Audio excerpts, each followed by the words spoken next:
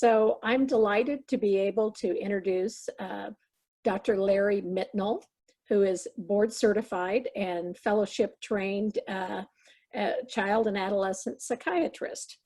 Originally from Killeen, Texas, Dr. Mitnaul earned his undergraduate degree in biology from the University of Dallas.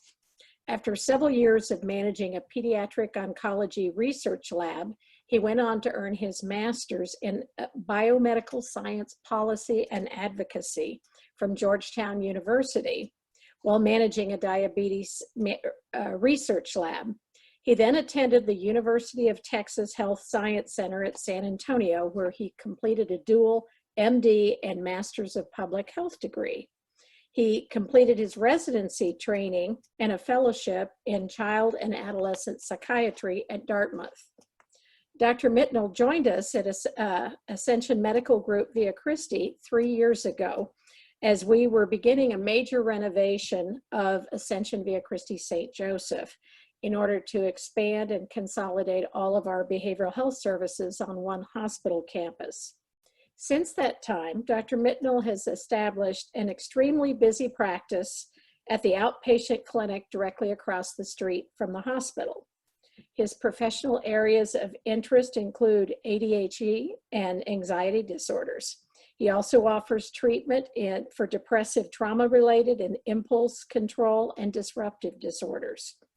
In addition to his clinical practice, he devotes his time to advocacy, teaching, and public speaking on behalf of children and families with mental health needs. You may have seen he's made a number of local media appearances. Dr. Mitnaul says his best piece of advice for patients and their loved ones is to give everyone the benefit of the doubt. Outside of his work, he enjoys percussion, writing music, and spending time with his wife, Catherine, and playing with their 5 children, who I might add are the best behaved kids I think I've just about ever seen. He thoroughly enjoys Wichita because he says because of the people and their kindness, which is ironic because I think it's his gentle Mr. Rogers-like personality and kindness that makes all of us who work with him feel extremely blessed that he chose to make Wichita home. And I think once you meet him, you'll agree. Dr. Mitnaul. Thank you, Roz. What a wonderful and what a nice introduction. I think if I could blush physiologically, I would be. So thank you so much. It's really kind of you to say such wonderful things. I'm gonna try something too. Actually, while I'm speaking with you all, it really is a pleasure for me to be with you. I have some slides, and I've never done the share screen feature before on Zoom. But the good thing is they're not prerequisites to to understanding what it is that I'm here to talk to you about. Can anyone see the slides? All right, good. Can you see me as well, or just the slides? You only need the slides. Okay, good. Thank you all. So I'm going to talk about a subject, as you heard, that's just really near and dear to my heart, and it's loving our kids and trying to find patience and passion during this time of COVID-19, which has really been unique. But before I jump into that, actually, I was thinking, hearing Kenny's story about Rotary and what it's meant to him. It actually reminded me that I've had an early experience or early interaction with the Rotary in my life, actually. So I believe it was my high school years, growing up in Killeen, Texas, that I was a part of a committee called the Youth Leadership Council, and we work with our local mayor's office and doing kind of service projects around the city. And actually, one of our biggest supporters were the Rotarians in my hometown, and I think just before graduating. And I still have it to this day. I was the president in my last year, and they gave me this really beautifully leather-bound, I believe it was a dictionary that had my name kind of engraved on it too. So when Roz mentioned an opportunity to be with you today, I was overjoyed. So anyway, that's that. I just wanted to share that has nothing to do with our topic today, but maybe it does actually. So as you've heard, so I'm a child and adolescent psychiatrist, meaning that I see kids typically from age 5 to age 18, and then some, especially if they might be struggling with developmental disabilities or autism spectrum or things like that. And certainly whenever I share what I do with people that have not met me before, I think that gets a range of reactions from being either kind of puzzled and confused, wondering if maybe I'm trying to turn our nation's kids into obedient robots, which is not my intention by any stretch, versus am I judging their parenting, which I'm also not doing too when we meet. So I just wanted to get that out of the way, that if any of you run into me half masked in a grocery store, that I won't be judging your parenting that I'm there just to get the things that I want, and I try to turn that part of my brain off when I'm in the real world. So what child and adolescent psychiatry means to me is that I really get to sit with families in the midst of their struggles and hopefully help them find kind of common ways to be happier and to be more whole, more integrated, more together. And this may include a range of things, from diet and sleep to exercise to further tests to, in some cases, even thinking about medication. And so in our time together, this will draw from a lot of sources actually to talk about how our kids are experiencing this time, and for us to be able to reflect on what are the things that we can do to help kids to really thrive, to really do their best, and to be able to transition well in this really unique time. And so I'll pull from some observations that are from kind of the current published literature too, in the trends and what we're seeing, and also my clinical experience. So thanks to Roz, so she is really fantastic, and has been helping me to feed that part of my mission, which is to help families thrive wherever they are. And so you might be, or maybe you won't be, surprised that a lot of the concerns that children and parents are having are consistent actually across the globe. So whomever I've talked to, certainly in the United States, about what this fall is looking like, they share the same. They share the same worries around childcare, around education, around our kids, with their extended 6-month spring break experience, being able to be active learners this fall. And so clearly I like alliteration. So let's talk about compassion, connection, and coffee, and why I think these are relevant themes for us to just touch upon as an outline and framework for talking about our kids and grandkids and what we can do to help them to thrive. So the first thing I'll kind of set the stage for is, why is this important? And actually I know that I'm preaching to the choir. You know why this is important, because there are little ones in your life too, little ones who you're trying to brace for maybe some disappointments in this fall, for activities that they were looking forward to getting engaged in, or helping them to set positive expectations about how to make the most out of this really unique time. And so you might not know this about just kind of general mental health trends in the world, but the CDC actually just had a recent update too, looking at behavioral health in kids over this time period. So since March through July, I think is where their endpoint started. And so they noticed some concerning trends, and these are trends that we sometimes see in moments of crisis, or where things are really kind of strained or shaken. So we've seen, and what they identified was an elevate in some adverse mental health conditions, such as anxiety, such as depression, such as loneliness and substance use. And so who were the most vulnerable people that they identified? Well, some of them were younger adults. So think about people who are either just coming out of college or going to college, racial or ethnic minorities, essential workers who have maybe their pace of life has actually increased over this time period, and unpaid adult caregivers. So put in parent essentially for the most part, who responded to having, you know, a disproportionately worse mental health outcome just over these last few months. Now, they in the survey that they took, they weren't trying to diagnose anyone with, you know, major depression or generalized anxiety, but 31% of those kind of surveyed noticed that, you know, their mood wasn't feeling nearly as good or as hopeful or as happy as they'd like to be. There was a 13% increase in the use of substances, 11% increase in people having, you know, suicidal ideation or thoughts about self-harm. And so all these things, you know, are probably not surprising to us, but the reasons for, you know, looking for any of the strands or themes that we can look at to help best prepare our kids, our young people, and ourselves ultimately. And so you may already know this. Again, I'm starting with the dark, and then we'll progress to the light. Is that the second leading cause of death among people ages 10 to 24 is suicide, right? And that's after accidents actually being the number one. And so, and again, many of our kids won't necessarily fit some of these diagnostic categories that I've been talking about, but we certainly know that during times of stress and less cohesion, less in-person connection, that our kids can be vulnerable to a little bit more anxiety and a little bit more sadness than they're used to experiencing. So, all right. So, having said all that, I'm done with the doom and gloom. We're on to the hopeful side. And so, I hope. And so, here's where we'll start. So, we'll start with compassion. Okay. Oh, sorry. That was supposed to be one of the doom and gloom. Here, compassion. Let's start with compassion.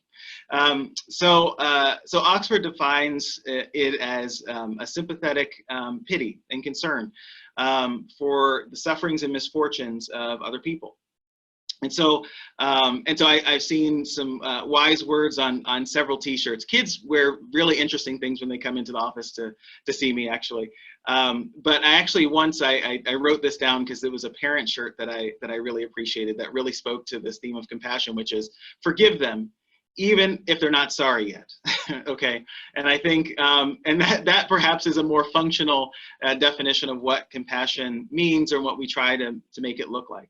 I mean, compassion helps us to, assume the best of others, and sometimes recognize that, the irritability, the frustration, the anger that our kids may be showing us, that our grandkids may be showing us, that other people in our lives may be showing us, might actually be coming not from a place of just anger, but also from places of sadness, or from just feeling overwhelmed.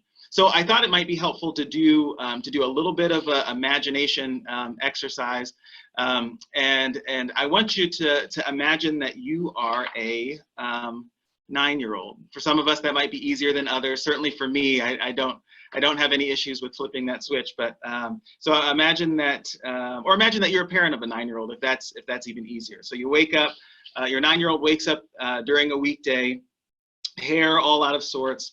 By the time you make it down to see them in the kitchen, because they quickly have slunk into the kitchen from their bedroom, they've eaten 6 of your favorite Power bars, leaving the wrappers strewn all around the counters and on the floor, the island and the table. And you as a parent are both trying to orient yourself and get ready for the day, but you still can't remember if the school is doing hot lunch or not, and whether he needs his lunch packed for the day, or whether he needs to bring a snack for school. Now, you might be asking yourself as the parent too, what am I still supposed to be signing, notebooks to ensure that he's, completed the previous day's assignment? Is there something else I should be packing in an envelope? Is that money for a picture day, a book fair, a child giveaway day? I don't know, but thinking through kind of the laundry list of things. I mean, perhaps if he's only one of the many siblings at home, maybe just trying to herd the cats and get them out of the door on time could be one of the thoughts that are going through your mind. All right, so you might be at this time, if you're this parent, having doubts about the day. Maybe about your decision to full-time, in-school option that the school offered you, and maybe that and that doubt that you're feeling about yourself, the doubt that you're feeling about your decisions, can have a heavy burden. I mean, maybe your neighbor gave you some unsolicited advice about, you know, all the options too that they've been reading about, and they encouraged you that they would have picked any decision except the one that you chose to do for you or your family.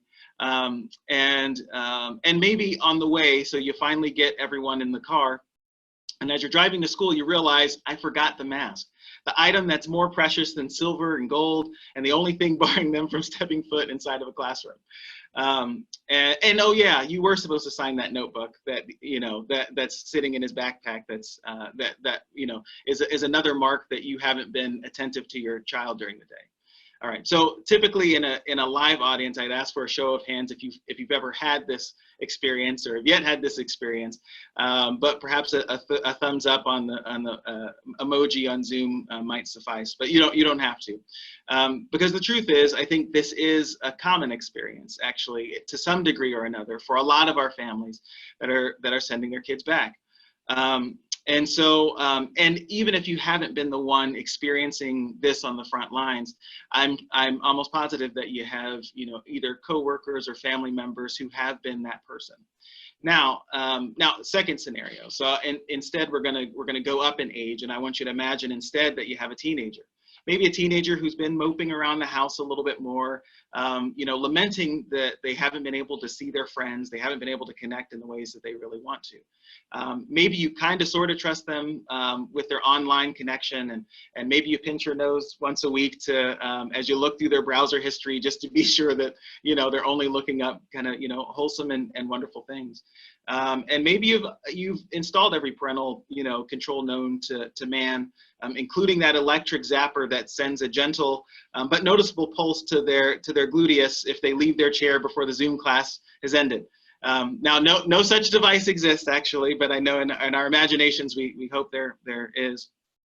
All right, and again for this, so from the perspective of both the child and the perspective of the parent. Sorry, my lights are out. That these can be very unnerving things in getting back to school and finding peace and finding a rhythm. And so how can we do that? How can we tune into the compassion there? So here's a few ideas to kind of get your wheels turning that I found to be helpful in the conversation and the lives of the families that I see and get the privilege of working with. So one, from the parent's perspective. So from the parent perspective, I think that the things that we can do are, you know, having compassion for our children who may be failing to recognize that this week that having a bottle of water, that having a water bottle is now necessary, right? You can't, you know, share your water with other friends. You can't, you know, access the fountain. That hand sanitizer is now, you know, more valuable than the price of oil, and masks are now more precious than passports in school everywhere. And that compassion, that kids are establishing some of these new habits, and that they are invariably going to forget. Actually, I would wake up with the expectation for the number of things forgotten in a day, and using that as the you know, as the bar for, you know, how successful were we today. Accepting and embracing that imperfection will take you one step closer to finding the compassion when you otherwise would be kind of frustrated that they're not more prepared for the day, or that you don't have everything that you need from them in order to help them to be successful. And, you know, so where's the other lane of compassion, of the 3 C's that we're talking about?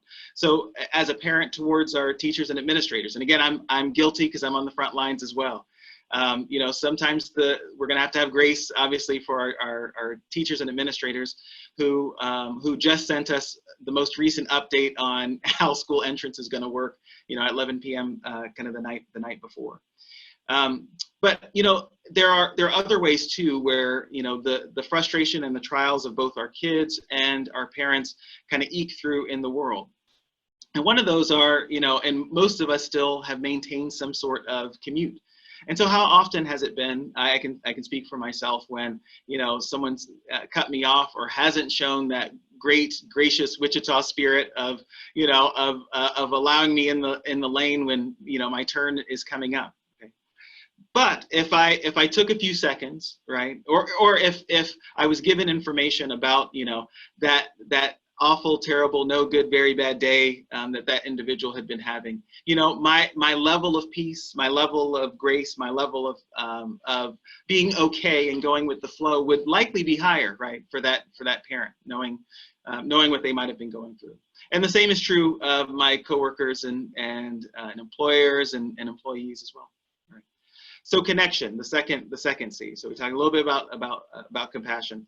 So connection, as described by Oxford, is the relationship in which a person, thing, or idea is linked or associated with something else, right? And I like to think of connection being the closer that we are connected to one another, we get drawn into their life in an intimate and beautiful way.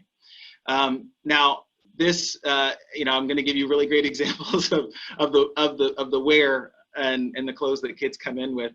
You're going to think, man, does no one abide by any type of dress code when they come to see you? Actually, I love the silly things that they put on. But I had a really great T-shirt a couple of weeks ago presented in my office that said, the only relationship I have is with my Wi-Fi. We have a connection.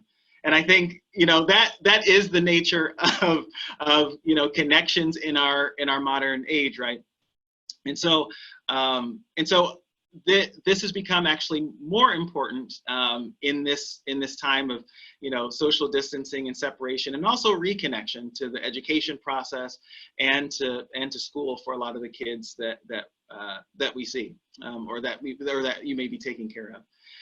And so I think the pressure can be, there are different natures and different styles of connection, right? What we want is the warm, empathic embrace, the thing that you think of when, hugging your grandpa when when you'd scraped your knee, and or the time that you got reunited with your mom and dad after getting lost at the zoo for 30 minutes. That's the kind of, connection we're aiming for. But sometimes the connection can feel like this nursery rhyme, which I'm sure you're familiar with, right? There was an old woman who lived in a shoe. She had so many children she didn't know what to do. She gave them some broth without any bread, then whipped them all soundly and put them to bed. All right, that's not the paragon of what we're reaching for, right? And obviously that model of parenting leaves a lot to be desired. And so, we don't want the prison guard to inmate type of closeness. We want the bond that really endures, that really brings joy to both of our lives.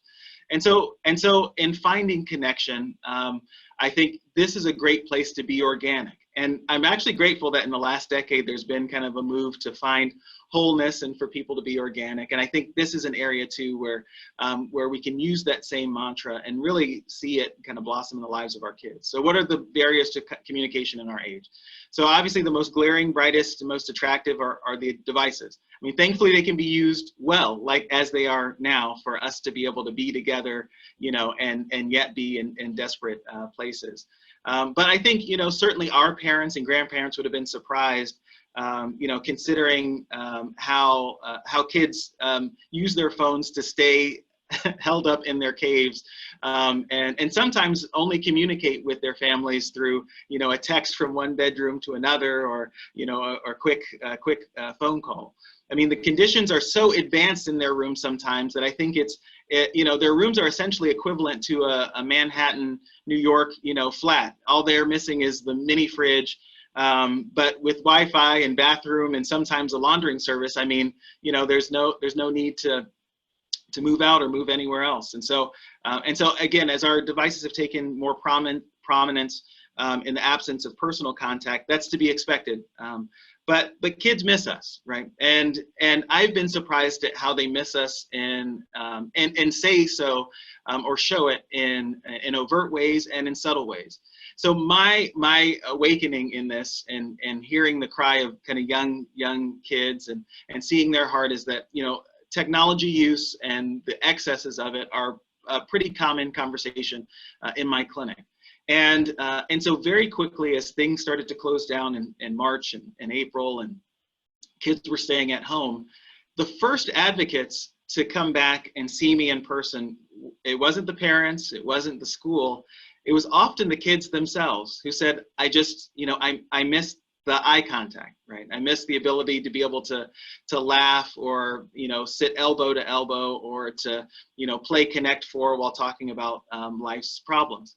And you might imagine, you know, in your mind, when you're imagining the kid who wants to play Connect Four and talk about life's problems being 9 or 10, but often these would be 17-year-olds who really were hungry for that kind of intimate and an in-person connection. So why is connection so important, and what are the things that we can do about that, or my encouragements for us to kind of think about contemplating to help our children be successful. So one of the things to avoid is what I'm calling the missed connection trap. That often, you know, the devices and things that our kids use and that are part of their lives end up being a substitute for something much richer and much more wholesome for them. And so, you know, a family might have an argument, they separate to cool off. The teen or child finds consolation and support electronically in peers, and then what gets missed? The family and the child never get a chance to move to resolution together. They never get a chance to heal and work on, you know, the frustration of conversation when someone feels like their needs aren't being met. And so, and again, in this time, so the things that we can do organically to bring back the parallel play for the rituals of family life and family time, for dinner time conversation, for the life of pets and being bored together is really important. And then last, and I'll keep this brief, is the coffee part. So a lot of you probably already knew where I was going when I mentioned the coffee part too. And really for me, that's just an analogy for, you know, coffee for most of us, I think, is that early morning liquid preparation that we give ourselves to be ready to face the day. And the trap can be to cut that off first when we feel compressed, when we're feeling stretched, when we're feeling strained. And often, actually, that is that part, you know, not just the coffee, but that quiet time, that time for peace, for prayer, for meditation, relaxation, is also part of the thing that feeds our tank, that fills us up and helps us to be better able to be present with our kids who may be struggling. That makes our that helps us to slow down a little bit, to be more present, so that we can hear their concerns. So anyway, hopefully this has been helpful in thinking about compassion, connection, and coffee in the life of your family and your kids. And certainly if folks have questions or particular thoughts, I'm happy to entertain those as well. So thank you. Thank you so much, Dr. Mitnaul. That was wonderful. Let's go ahead and take it off of screen share so we could ask you some questions. I've got some for you here. Perfect. The first one has to do with music as medicine. Yeah. You know, without question, music is good for the soul, especially in these trying times. Can you elaborate on how you use music to reach your patients and the adults in their lives? All right, great question. So, I'm a drummer primarily, but I play some other things as well. So probably the most recent example, there have been a number of just really talented people out there singing some great songs about unity, about things are going to be all right.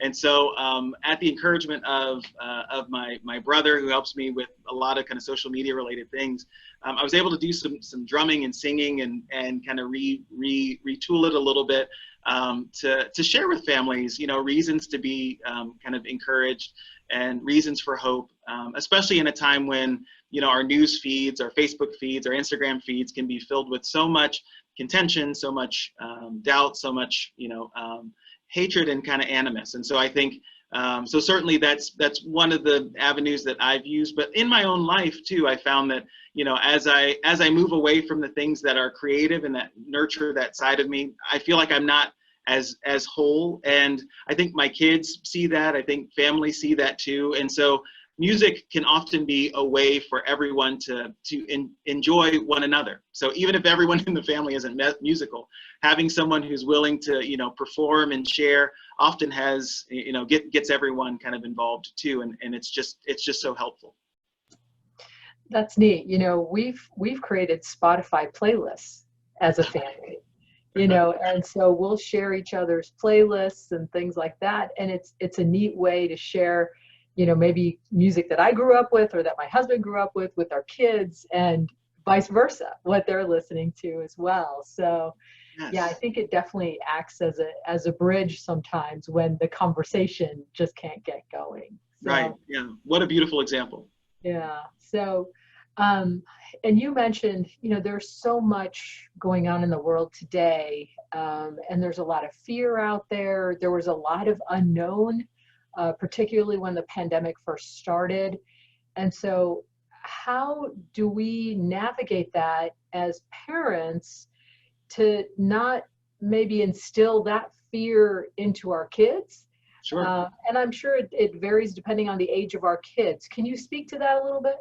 Yeah, I think some general themes are one is to not allow that to be kind of our constant source too of both entertainment and anxiety. I think our kids certainly are feelings detectives, even really early on. I mean, I think you can often see the 6-year-old, the 7-year-old who's comforting the parent or the elder sibling who's come in who's had a really rough day. And so I think sometimes we underestimate too how much of a burden that connection, especially to things political and otherwise, how much of a drain that can place on us. And so certainly if we can declutter our lives, I think that helps a little bit. The other is in terms of the conversation. So I like your example about the Spotify playlist because here's another point of connection, and you're using technology in a really great way.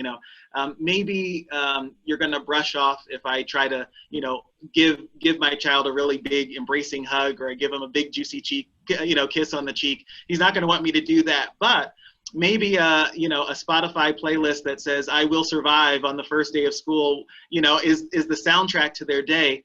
They're getting that. They're getting the "I love you" that's been filtered through this medium that is able to really kind of connect with their heart. So I think being creative, not allowing just the current kind of fears and concerns to dominate our conversation. I think at any age level can be really helpful in helping us all to kind of transition well during this really unexpected time. Perfect. Thank you. We got a question from Jeff Van Sickle. In this time with two parents working at home and also trying to monitor and help with e-school, once school is finished and parents are not, screen time is so convenient. But there have got to be better ways to spend the 3 to 6 p.m. time frame. Yes, that is a really great question. Actually, I think that's perhaps the $1 million question for a lot of families, and so there are a couple of things that I'd say for this. One is, I think as school and academic demands grow, I think that will eat up some of that time, at least for some of our kids. Obviously, the younger ones won't have nearly as much to kind of occupy their time. But that's one, is that their focus will be more kind of academically centered. The other is, I do think sometimes we steal kind of opportunities from our kids to grow, to mature, and to feel a part of the family when they lack kind of buy into family routines, rituals, responsibilities at home too. And so I really love that. I think that's another great way to kind of build confidence and competence, and it provides another way that we can catch them being good, right? So when you come home and, hey, great job, the lawn is cut and the clothes are folded and the and the toys are put away. All right, now that actually frees up our family time for more connection. That game of Ramen Fury is the card game we're playing at my house right now. So, okay, let's pull out the cards and play some Ramen Fury, or Sushi Go is another card game. Apparently, we really like food in our in our gameplay. But I think those are having those times kind of focused too can be helpful. The other is I'm also, I want to encourage parents and grandparents to not be afraid of boredom. I think there is a lot of our time where we feel the pressure to organize, or plan for 10,000 things to happen. And the truth is, even when things are hyper planned, our kids can easily grow bored of the things that we pick for them, right? And so sometimes, if I buy the remote control car, then I have to get the cruiser, then I have to get the pony, then I have to get the Porsche. I mean, there's no ceiling, there's no end to the things that we have to grow out in that direction. But isn't it marvelous when our kids come to us and say, I have this idea, or, I've been reading about putting together a go-kart with PVC, tubes, or, they build this race car track out of paper towel rolls. Those things that we take as kind of, the products of our bored childhood are actually really great things that help them to develop their creativity. And so a little bit of boredom too is not going to be painful. It is going to be psychologically painful for them initially experiencing it, but I think a dose of that too can also be helpful. Absolutely. I think that's great. And incorporating chores back into the family, I think that helps kids to feel like they're contributing and a part of the family. I think that's so important. Yes. I remember we always had sidewalk chalk in our house. And so go outside and, draw in the driveway, or, mark up a hopscotch. And, Yes. There are things that we just got to start thinking in those ways. Right? That's right. So one of my catchphrases has been to go back to the 80s. So try to remind yourself what you were doing, back then, or what your family was doing, back then in the 80s, and think, yeah, how did we occupy our time? How many games were created with, a ball, 2 cups, and a piece of string? I mean, it's really there's no limit to that, and I think those are really wonderful things. Just as you said, I think they build that confidence, that creativity, that allows them to exercise that muscle. Mm-hmm. I think one of the other things it does too is it helps kids put them in the driver's seat, right? So you create something, come up with something, and it helps them to build that confidence as well, that they can. I love how you said that, Sue, because that's absolutely right. I think there's a way to be passive through this season, to feel as though everything is happening to me in the world, that these things are just, kind of clouding out the light in my life, and that I'm kind of helpless against the tide. And I think, as a parent, we have to actively fight that, but I think for our kids too, these are things that we can do and encourage for them that allow them to be proactive. All right, so we're not able to, connect. Are there some ways that you can find connection? Are there ways that maybe you can write a handwritten, letter, again, going back to the 80s, to, someone who might be in a nursing home who is missing kind of seeing their family members, or, things like that, to help kids be in the driver's seat? Because I think if we can help them feel masterful during this time, I mean, who knows what they can do, once we have the green light to live in the way we once were. Mm-hmm. And finally, are there resources that you might recommend, favorite authors or books that you might recommend for parents or kids? Yes.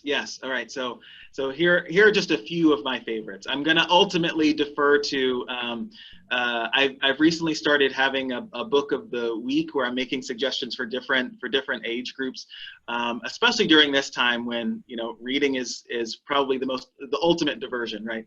And so one of the books that I like for younger kids, there's an author by the name of Mo Willems, and he has a range of just really silly books. So there's one, Knuffle Bunny, I think is how he actually says it, even though I always read it, Knuffle Bunny.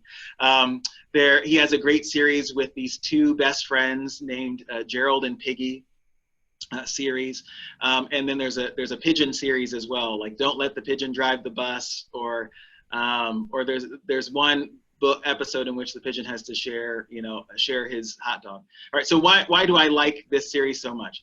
This series does such a great job at, one of the characters has a little bit more anxiety, is a little bit more neurotic than the other one who's a little bit more freewheeling, more of an extrovert, right? And so what you get to see in these two characters is, that both of them have really great strengths, that actually being conscientious and being diligent can be really great, but sometimes that can get you into trouble. Sometimes the freewheeling, exuberant extrovert of a life can also be wonderful, compassionate, caring, and can also get you in different kinds of trouble. And he does such a beautiful job of both describing those emotions, but making it so playful. So I think when I hear of like young kid books, I think since Dr. Seuss, this has become one of my favorite, series to recommend for parents, because I think it's both really great for literacy, but also in terms of enhancing their emotional vocabulary. Then for slightly older kids, and this actually would apply to younger kids too, my family's gone back to reading some of the classics like Winnie the Pooh. Again, Winnie the Pooh is perfect. So in terms of, and I won't keep you here for a 10-minute lecture, but there are 5 kind of big personality types. All of the Winnie the Pooh characters almost perfectly mirror and match the emotional lives of all of us, right, to some extent, right? So we can think of, Tigger, the exuberant, jubilant one, and, Eeyore being the more melancholic, slower paced guy.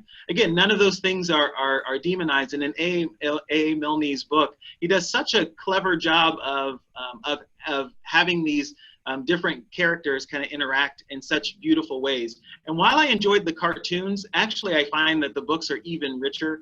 And so surprisingly, even my soon-to-be teenager has been laughing his head off, kind of reviewing some of those books. So those are some of my favorites right now. But if people want to check out my website or YouTube channel too, I'll be constantly updating on some of the book series, both new and old, that I think are really great for kids. That's wonderful. And I'm glad you mentioned you're on Instagram and Facebook, and you've got a YouTube channel. So for families out there that are looking for resources, you are a wonderful resource for them. So thank you so much for doing that and for educating us today. We really appreciate you being on our program. Thank you. Pleasure for me. As a thank you, we actually are very big on literacy as well. And so we're going to donate a book on your behalf. It's called When You Are Brave by Pat Miller, illustrated by Eliza Wheeler. So we thought that was a very fitting book for someone for you to donate to one of our USD 259 schools. So. Oh, thank you so much. I'm honored. So what a great title. So I can't wait to read it myself.